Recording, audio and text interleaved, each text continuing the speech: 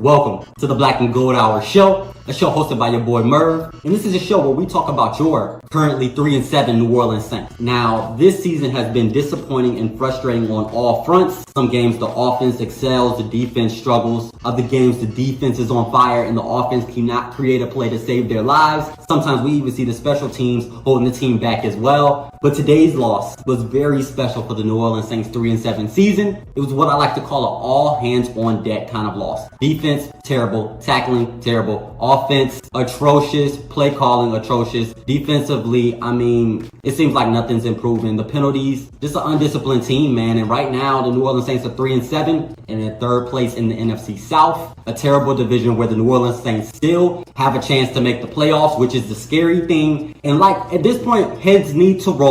We need to see some changes at QB, some players being benched. We need to see coaches being fired. We need to see something because this is unacceptable and we have not seen this kind of New Orleans Saints team. I'm talking like pre-Sean Payton. It's getting ugly right now. But before we get into it, remember to like, comment, and subscribe, man. We want to build the family. And right now, us in Who Dat Nation, we definitely need some family right now. Your boy Merv needs a hug right now because it's been hard to watch this New Orleans Saints team. But let's cover the 20-10 loss to the Pittsburgh Steelers. Let's get into it. Now, going into this game, there was a lot of talk about the QBs for the New Orleans Saints. Some people are just done with Andy Dalton. I might be one of them myself. There were others who are caping for Jameis Winston to come back in and regain his spot as the leader of the New Orleans Saints. We even got some fans talking about my boy Taysom Hill. And definitely it was Andy Dalton's last chance to hold down the starting QB position for the New Orleans Saints. And after this week's game, I don't think he's going to hold on to it too much longer. But let's get into it. The first quarter starts with the New Orleans Saints defense,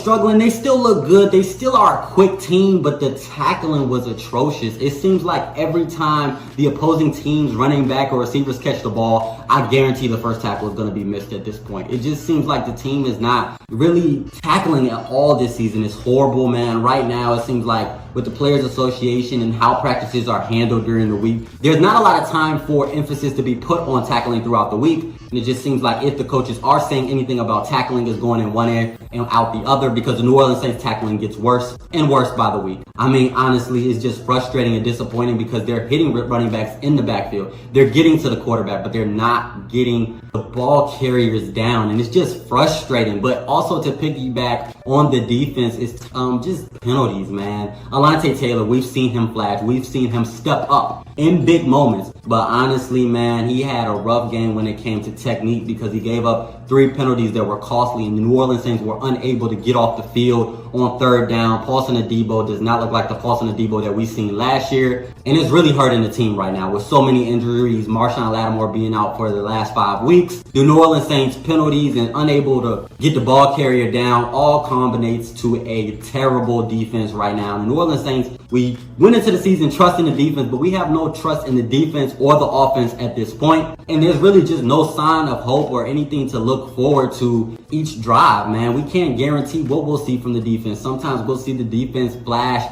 and make big plays. We'll see players make big hits. We'll even see maybe a turnover or a turnover opportunity. And then the next play, they'll give up a 40-yard, 30-yard run, people wide open. And it's just getting frustrating as a New Orleans Saints fan. But let's focus on the offense because the first quarter, let's talk about the obvious. The offense was able to do absolutely nothing. Going into the second quarter, though, we did see Andy Dalton heat up with Juwan Johnson. That seems to be his guy. Juwan Johnson is making big plays. And Andy Dalton was getting him the ball. And the Saints actually were down 10-0 ending the first quarter. Ended up being tying the score at 10-10 going into halftime, with the New Orleans Saints getting the ball back for the third quarter. So this is where things kind of I felt good as a Saints fan. I felt like, man, the Saints did not play good in the first quarter, but they ended up finishing the second quarter. The last 6 minutes looked really good for the New Orleans Saints. Third quarter starts, the New Orleans Saints offense was able to do absolutely nothing. And I kind of want to talk about Pete Carmichael at this point. The play calling, it just makes no sense. We saw last week he, on a third down, does a QB draw with Taysom Hill and Dwayne Washington. And it just makes no sense. It seems like the Saints are the only team who don't do the obvious. Tennessee Titans, they use Derrick Henry. They do the obvious. The Kansas City Chiefs, they throw it to Travis Kelce. They do the obvious.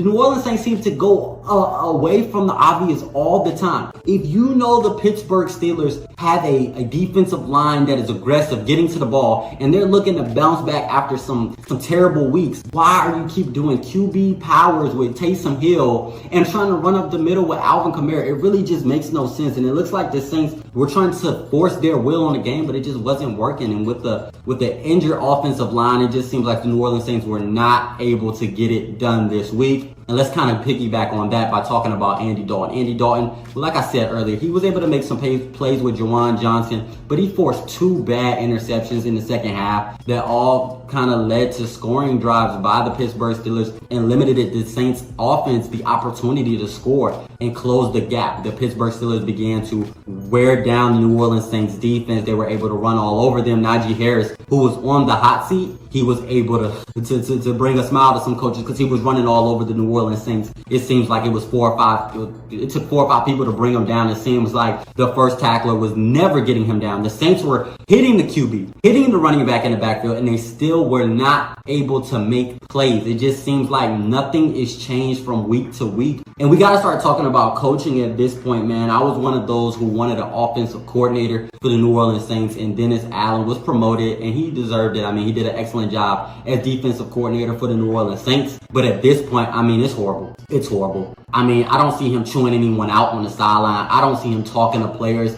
I just see him chilling, being composed, being calm, cool, and collected on the sideline as the team racks up penalties, as the team racks up missed tackles, as players go out with so many injuries. There seems to be no aggression on his end on the sidelines. We're watching the video. They're showing his reaction during the game, and he's doing absolutely nothing. And it's just getting frustrating to watch, man. At least when the Saints have struggled in the past with Sean Payton, you see him getting into players. You see him, you know it's going to be a hard halftime with Sean Payton because he's going in. He's getting in those guys. He's cursing them out probably. He's doing everything. And Dennis Allen, I really think the players, nobody's holding them accountable. It's up to they're self-motivated, and sometimes it looks like they're coming in unmotivated. And that is something that we do not want to see from a New Orleans Saints team that has been so great the last 5 years, and it just feels like all of that is gone. The window is officially closed, and New Orleans Saints have to look towards the future. But as we get to the fourth quarter, man, I mean, it was pretty much more of the same. The New Orleans Saints were unable to score. The defense was